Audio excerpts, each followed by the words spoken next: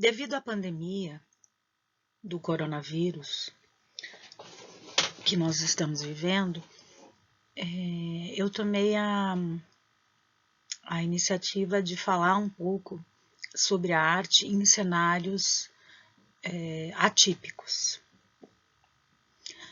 E então, com essa oportunidade de falar sobre esse assunto com vocês, eu achei prudente que a gente possa pensar um pouco como é que os artistas, de algum modo, foram impactados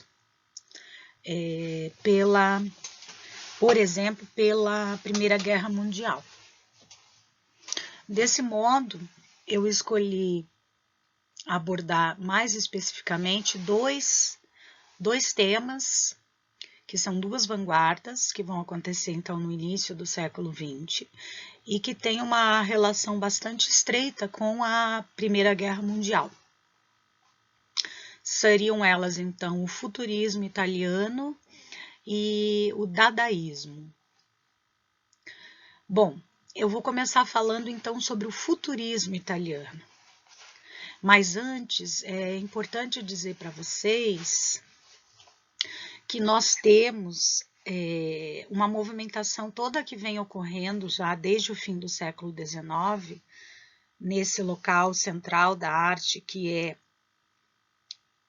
o Paris, na Europa, como a gente já tem visto, né, em alguma aula anterior, a gente vem vendo essa movimentação rumo a uma arte moderna, que é justamente essa arte que cuja função está mais focalizada nela própria, né?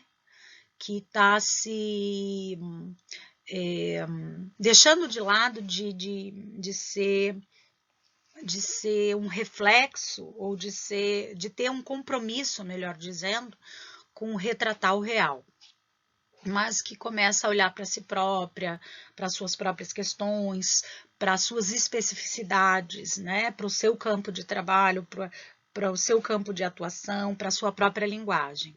Então, esse movimento ele vem acontecendo, nós vamos ter aí os impressionistas, os pós-impressionistas, os artistas que isoladamente vão trabalhando aí no final do século XIX, em prol daquilo que a gente vai chamar de arte moderna europeia. Mas, quando a gente inicia o século XX, dentro dessa arte moderna europeia, nós vamos observar o surgimento das vanguardas, as vanguardas artísticas. Segundo o autor Frederic Carl, no livro O Moderno e o Modernismo, o termo vanguarda é um termo militar que vai adquirir conotações culturais a partir de 1870. Também é possível de ver esse mesmo termo utilizado por um autor anarquista, que é o Bakunin. Ele vai utilizar em 1878 esse termo para dar nome a uma revista, a um periódico, L'Avant-Garde. O fato é que em ambos os casos, o termo significa antagonismo à ordem existente. A vanguarda vem então da história, mas ao mesmo tempo ela nega o seu papel histórico. Ela muda com muita rapidez, e nisso ela vai se diferir um pouco do modernismo, porque ele é mais lento, é mais estático. Em todos os tempos da história da cultura, houve uma vanguarda, que sempre se colocou na linha de frente daquilo que era considerado moderno para a época. Então, o termo vanguarda está mais na linha de frente daquilo que é algo maior que a gente chama de modernismo, né?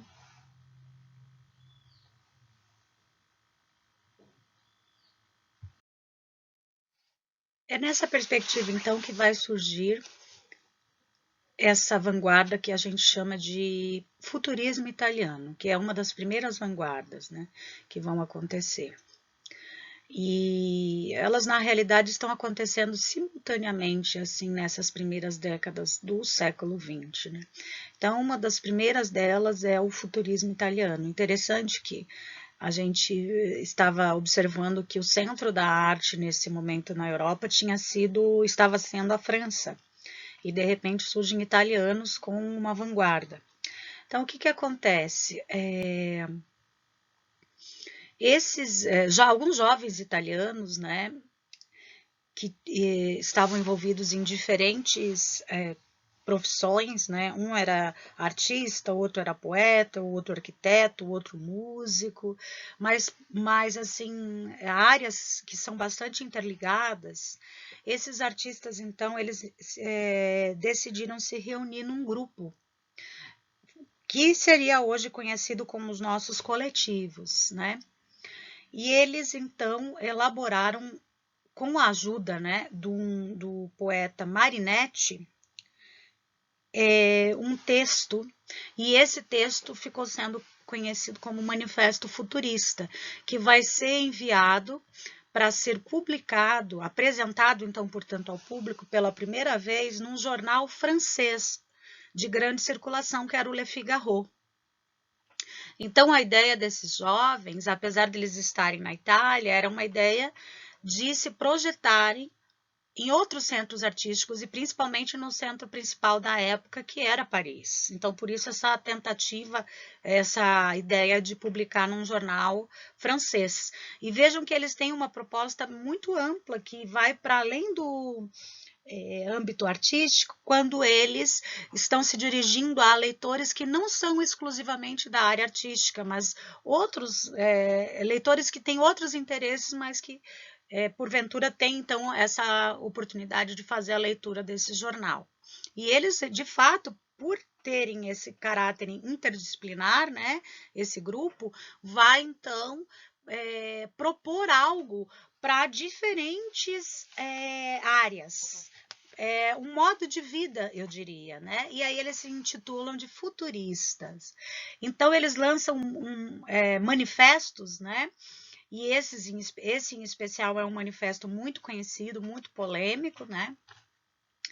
Dentro dessa área aí da arte, né? Esses manifestos, eles soavam como uma verdade, né? Quase alguma coisa assim ligada à religião. Enfim, que servia de algum modo como um guia moral, um guia ético, enfim, né? Então, esses manifestos, justamente com prefácios, introduções, reuniões, enfim, eram apresentados como leis mosaicas, como verdades que baixavam do Monte Sinai. E o interessante é que cada manifesto rejeitava outros movimentos que aconteciam contemporaneamente, rejeitava a história e procurava reforçar as suas verdades.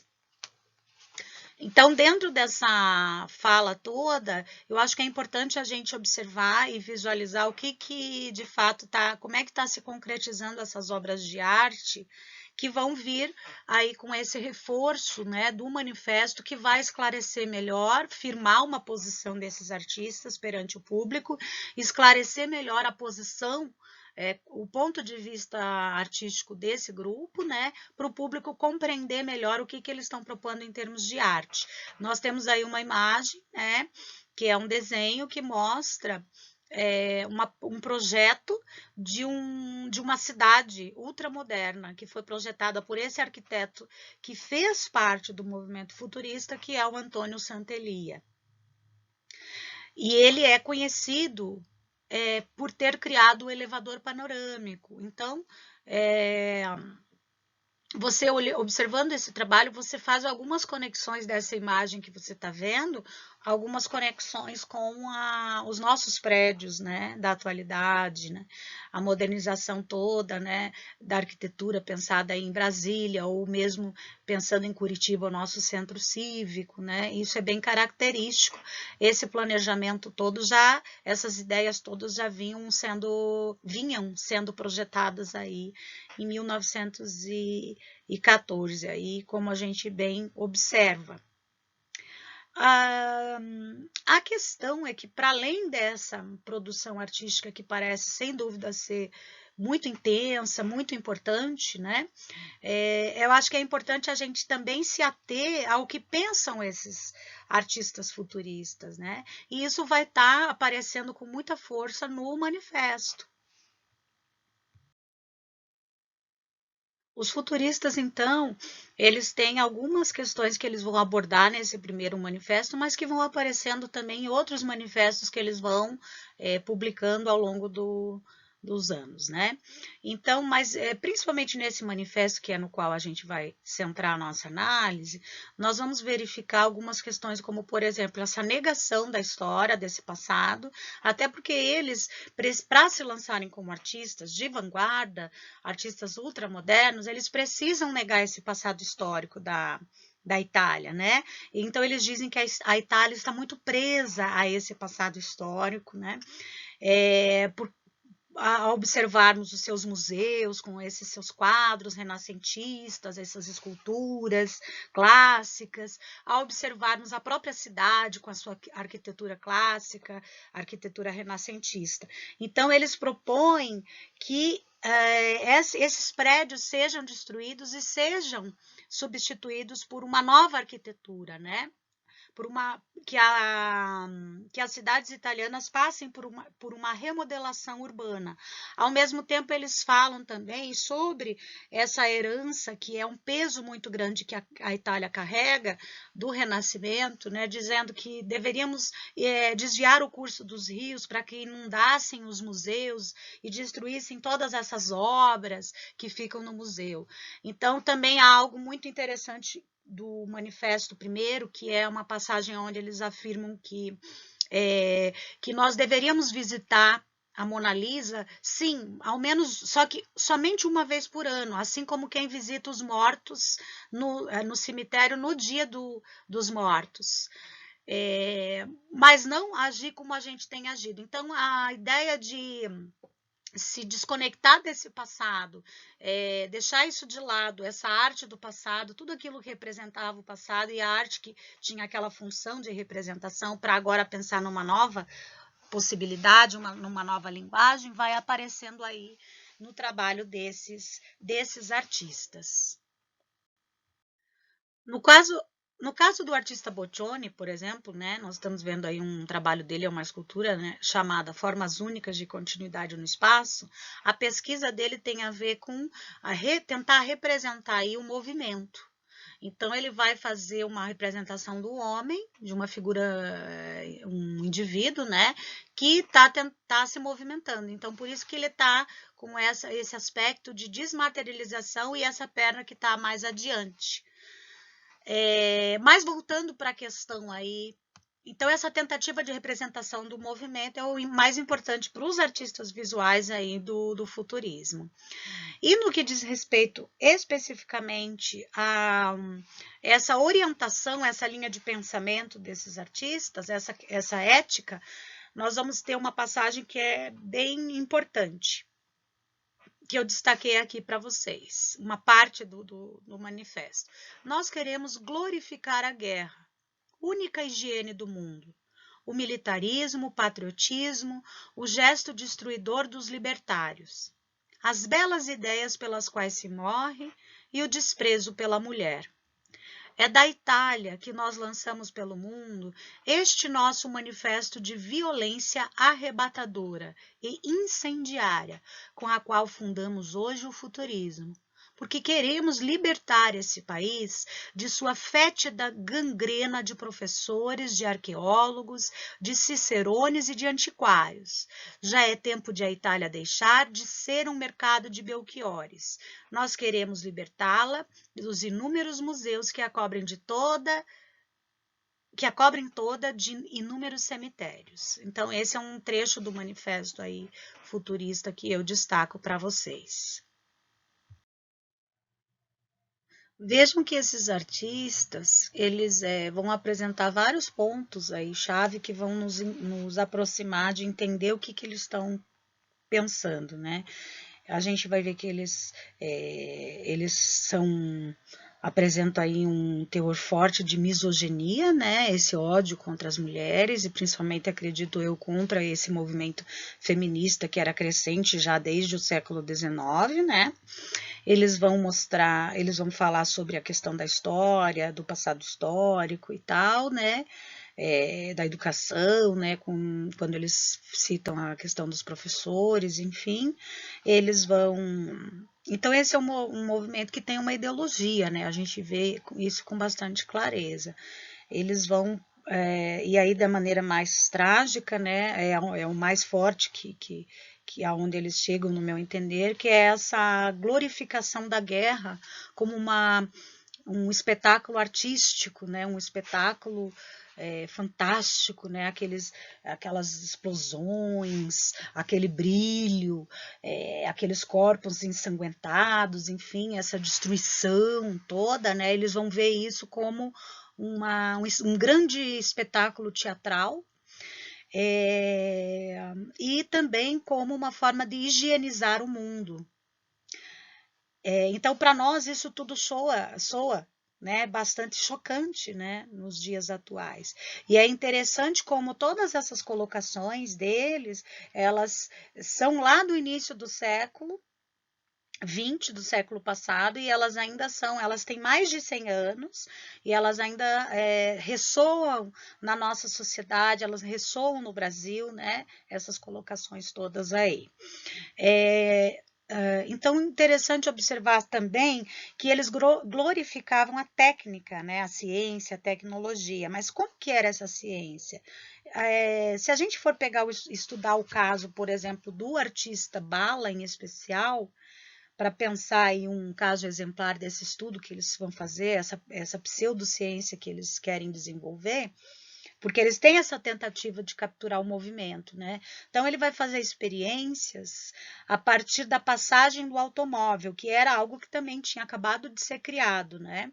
Esse aparato, essa maquinaria toda que é o automóvel.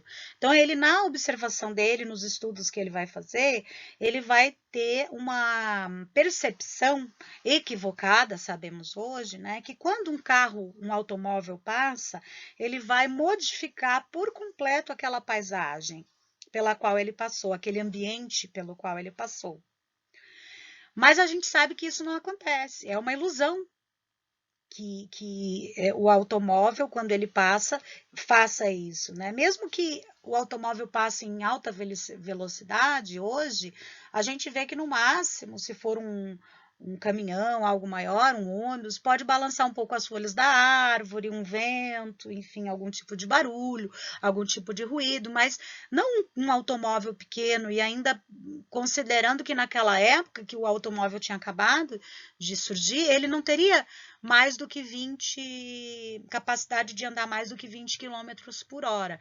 Em imagem anterior, nós também vimos um trabalho dele sobre a iluminação elétrica, que também está chamando a nossa atenção para essa novidade tecnológica, né, que agora, nesse início do século, já está mais amplamente disseminada nas principais cidades, né, no ambiente público, que era uma criação já do século XIX. Né? Tudo isso impacta bastante esses jovens artistas que estão, de alguma maneira, querendo chegar mais perto das novas tecnologias, mas de uma maneira um pouco engraçada, estranha, se olhada a partir do nosso ponto de vista, retrospectivamente. Bom, nessa altura vocês devem estar se perguntando, à luz dos acontecimentos na atualidade, sobretudo no Brasil, né, sobre o fato de que isso tudo que o movimento futurista está apresentando para a gente, o quanto isso parece estar ligado com aquilo que se comumente fala hoje, que é o termo fascismo, né? Pois justamente, olha que interessante, o próprio Marinetti, o poeta, ele vai ajudar a escrever o Manifesto Fascista de 1919. E eu acho que esse é um dado muito importante para a gente perceber como que essa forma de arte, essa forma de arquitetura, essa forma de poesia, enfim, ela vai se desdobrando, né, em outras questões, né? Então aqui eu coloco uma passagem de um livro de um comentarista que é o Demetrio Magnoli, um também cientista social, enfim, do livro A Vida Louca dos Revolucionários. Claro que o Magnoli, ele é um representante, não, um jornalista correspondente lá da Rede Globo, mas ainda assim vale a pena fazer uma passagem aí, trazer uma passagem aí dessa fala dele, que é muito esclarecedora, até por conta de que esse livro dele, da onde eu tiro essas passagens, é um livro que você encontra gratuitamente em PDF na internet e que vai ter mini biografias de outras pessoas aí que é interessante dar uma olhada para quem quiser, tiver a oportunidade, né? Chama-se A Vida Louca dos Revolucionários. Então, ele coloca lá que em 1921, empresários e proprietários de terra, e já tínhamos o Partido Fascista que havia sido fundado em 19, né? Empresários e proprietários de terra se voltaram para os fascistas, enxergando em Mussolini e seus seguidores uma espécie de vacina contra o espectro dos vermelhos, entre aspas, né? O nacionalismo ocupava mais espaço. Giovanni Giolitti, o primeiro-ministro da época, caracterizou os socialistas e os fascistas como, segundo as palavras dele, fogos de artifício que fazem muito barulho, mas se extinguem rapidamente. Bom, segundo o Demetrio Magnoli, ele não poderia estar mais errado. Os esquadrões paramilitares fascistas, também conhecidos como camisas negras, formados por ex-soldados, jovens e desempregados, passaram a receber vultosos financiamentos ocultos. Qualquer semelhança com a realidade é mera coincidência. De poucas centenas, eles tornaram-se dezenas de milhares. Na marcha sobre Roma, a ofensiva mussolinista final acontece em outubro de 1922. Os camisas negras já eram quase 200 mil. Agora, como é que se relaciona o Mussolini com esse outro seu participante aí, filiado ao partista, né? ao partido que também ajudou a escrever o manifesto? Olha só, Mussolini nunca levara Marinetti e seus turbulentos companheiros futuristas muito a sério. Nos tempos da luta comum pela entrada da Itália na Grande Guerra, tratou eles como aliados. Mas em conversas confidenciais descrevia eles como pouco menos que charlatães. Bom, o líder fascista, Mussolini, sabia que a ascensão ao poder dependia da obtenção de apoio das elites empresariais e rurais, algo impossível com base no anticlericalismo extremado dos futuristas. Então, esse último trecho sobre a relação aí de Mussolini com os futuristas, ele é super interessante para a gente verificar que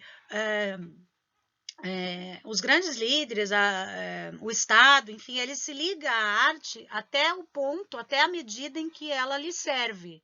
A partir do momento que esses artistas começam a destoar um pouco daquela ideia que eles estão, que esse líder, que esse grupo que está no poder, né, ele tem empregado, eles são imediatamente descartados, deixados de lado, né?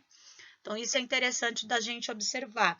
Tem um texto de um crítico e historiador da arte moderna chamado Clement Greenberg, que chama Vanguarda e Kitsch, onde ele, em uma passagem, é um texto também que você encontra para baixar na internet, em uma passagem ele fala também justamente sobre essa questão de quanto que se liga, quais são os fatores que levam o Estado forte, um grupo político, ideológico, a se ligar a determinadas correntes artísticas. Então, é interessante da gente observar isso aí. Mas, assim, o fato é que, com isso que nós estamos vendo, a gente consegue observar aonde isso dá, né? Quais são os desdobramentos, né, desse movimento lá de 1909, que vem se desdobrando e vai, de alguma maneira, sendo ligado dessa forma ao fascismo italiano, que, por sua vez, em seguida vai se ligar ao nazismo alemão, não é? Então, é interessante a gente observar que como é que acaba esse movimento, né, futurista? Ele possivelmente acaba já durante a Primeira Guerra Mundial, porque como eles estavam muito ligados a essa guerra mundial como um grande evento importantíssimo, alguns deles, ou não a maioria, ou se não a maioria, foram participar, foram guerrear. Depois aquilo acabou dispersando, né? A guerra acabou dispersando esses artistas. E o próprio, por exemplo, para a gente ter uma ideia, o próprio Saint-Hélier vai ser abatido em batalha, né? Ele vai se alistar, vai para a guerra e vai ser abatido. Então, esse movimento ele vai se dissolvendo, ele dura poucos anos, já nessa altura da Primeira Guerra Mundial. Mas aqueles que ainda sobrevivem, como é o fato aí a gente vê o trabalho do Marinetti, eles vão acabar se ligando a correntes aí fascistas. E aí, nesse ponto, é que eu chamo a atenção para um estudo que foi feito pelo grande intelectual, né, da nossa história, que é o Walter Benjamin. É um estudo que ele vai fazer num texto que é um texto seminal, um texto ícone, né, para a nossa área de artes, que se chama A Obra de Arte na Era da Sua Reprodutibilidade Técnica. Nesse texto, ele vai fazer uma análise sobre, entre outras coisas, essa incapacidade, essa impossibilidade do futurismo de fazer de tentar capturar o movimento, né? Essa impotência, né? O quanto ele falha nessa tentativa, porque ele tenta capturar esse movimento, mas com imagens estáticas, né? Com imagens paradas, a estátua, a escultura, né? Que é muito rígida, que é muito parada, que é feita de pedra ou de bronze, que são materiais muito pesados, né? Que estão num pedestal, né?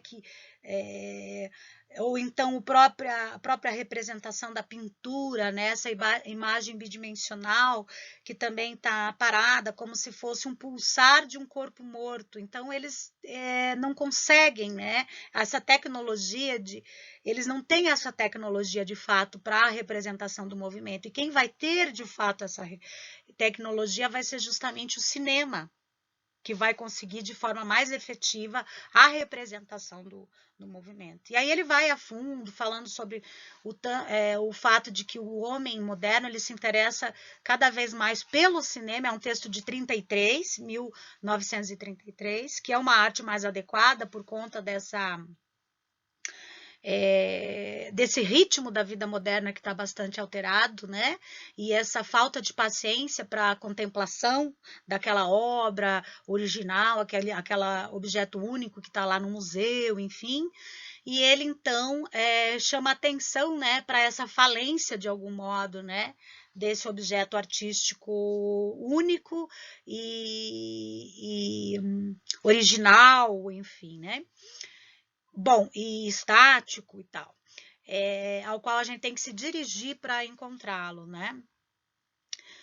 Mas ele termina esse texto fazendo uma crítica muito interessante e uma crítica importantíssima a esse movimento que foi o futurismo e a outros vanguardistas que também foram nessa mesma linha, né, de pensamento. Justamente nesse texto, né, eu gostaria de ler, então, uma parte do final do último parágrafo, né?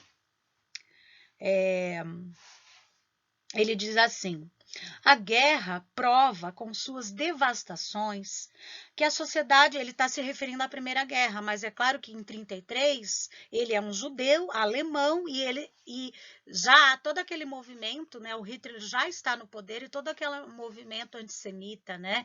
Então há uma iminência da guerra, né?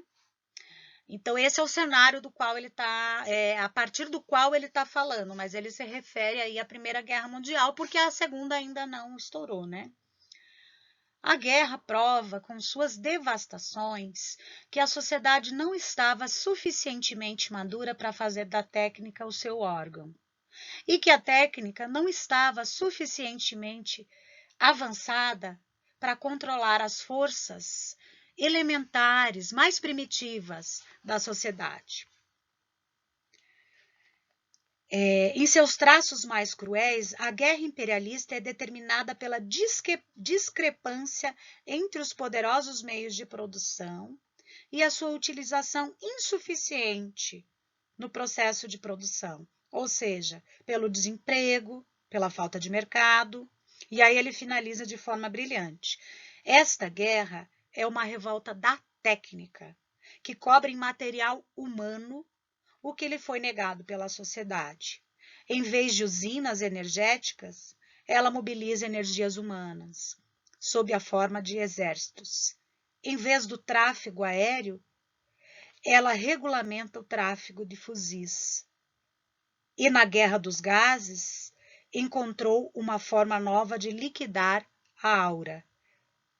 Fiat ars pereat mundus, diz o fascismo, e espera que a guerra proporcione a satisfação artística de uma percepção sensível modificada pela técnica, como faz Marinetti. Esta é a forma mais perfeita da arte pela arte. Na época de Homero, a humanidade oferecia-se em espetáculo aos deuses olímpicos. Agora, ela se transforma em espetáculo para si própria. Sua autoalienação atingiu o ponto que lhe permite viver sua própria destruição como um prazer estético de primeira ordem.